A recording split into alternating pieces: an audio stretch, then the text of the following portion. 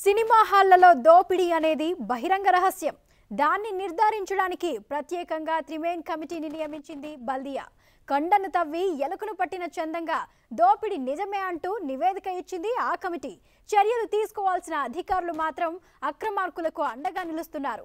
థియేటర్లలో నిలువు దోపిడీపై 10 TV special story.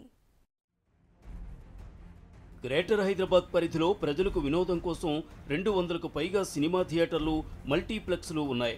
వీటిలో ప్రతిరోజు కనీసం 1,00,000 మంది దాకా సినిమాలు చూస్తుంటారు. వినోదం కోసం వచ్చిన ప్రేక్షకులను థియేటర్ యాజమాన్యాలు నిలువు దోపిడీ చేస్తున్నాయి. టికెట్ రుసుంతో పాటు తినుబండారాలు, కూల్ డ్రింక్స్, పార్కింగ్ పేరుతో అడ్డంగా దోచుకుంటున్నాయి. నిబంధనలకు పాతరేసి అధిక ధరలను వసూలు చేస్తున్నాయి. ఇదేంటని ప్రశ్నించిన వారిపై దాడులకు సైతం థియేటర్ల యాజమాన్యాలు వెనుకాడటం లేదు.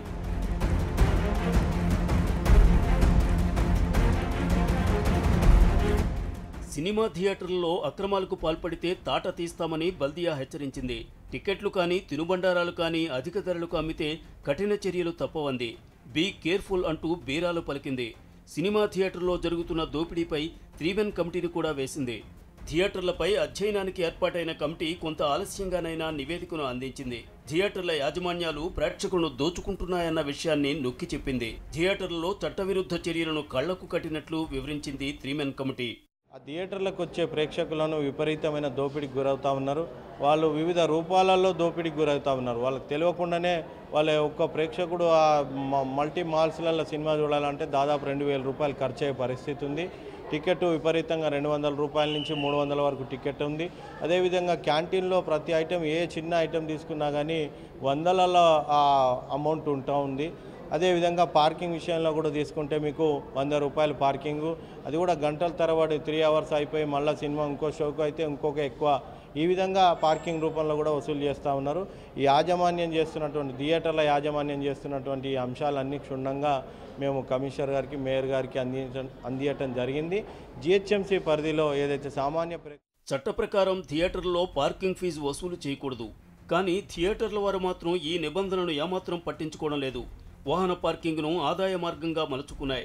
2 వీలర్, 4 వీలర్, సైకిల్ ఇలా ఏ ఒక్క వాహనానికి ఒక్కో లెక్కన పార్కింగ్ ఫీజు పేరుతో దోచుకుంటున్నాయి. ఆహార పదార్థాల అమ్మకాల విషయంలోనూ థియేటర్లకు అడ్డు అదుపు లేకుండా పోయింది. థియేటర్ల యాజమాన్యాల దోపిడీని అరికట్టాలని బల్దియాకు త్రిమేన్ కమిటీ సూచించింది. అధికారులు తమ అధికారాన్ని ఉపయోగించి చర్యలు తీసుకోవాలని కోరింది. త్రిమేన్ కమిటీ నివేదిక ఇచ్చి ఏడాది కావస్తున్నా ఇప్పటికీ బల్దియా ఏ థియేటర్ పైన చర్యలు తీసుకున్నది లేదు.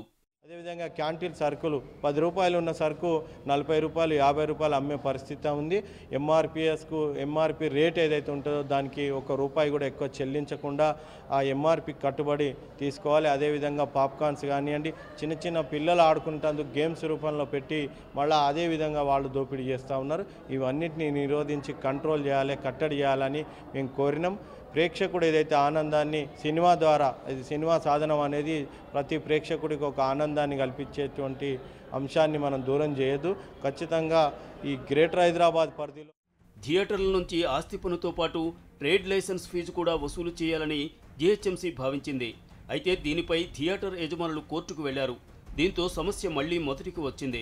అధికారులు బాధ్యతగానూ తెలివిగానూ వ్యవహరిస్తే బల్దియాకు ఆదాయంతో పాటు ప్రేక్షకుల జేబుకు పడుతున్న చిల్లును కూడా అరికట్టవచ్చని పలువురు సూచిస్తున్నారు.